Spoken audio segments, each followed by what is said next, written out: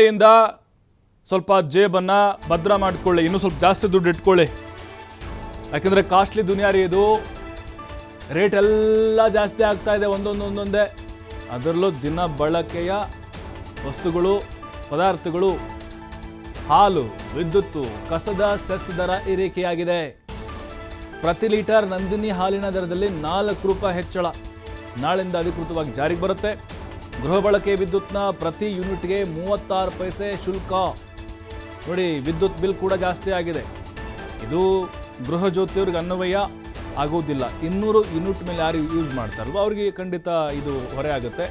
ಕಸ ವಿಲೇವಾರಿ ವೆಚ್ಚ ವಸೂಲಿಗೆ ಕೂಡ BBMP ನಿರ್ಧಾರವನ್ನು ಮಾಡಿದೆ, ನಾಳೆಯಿಂದ ಜಾರಿಯಾಗುತ್ತೆ.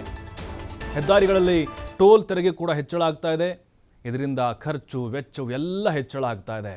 ಪ್ರಯಾಣ ದರ ಕೂಡ ದುಬಾರಿ ಆಗಿದೆ. ಆಲ್ರೆಡಿ ಮೆಟ್ರೋ ಮತ್ತು KSRTC ದರ ಕೂಡ ಜೀವನ ಮಾಡೋದೇ ಕಷ್ಟ ಆಗಿಬಿಟ್ಟಿದೆ. ಈಗ ದಿನದ ನಮ್ಮ ದುಡಿಮೆ ಎಷ್ಟಿದೆ ಅದರ ಅರ್ಧ ನಮಗೆ ಜೀವನ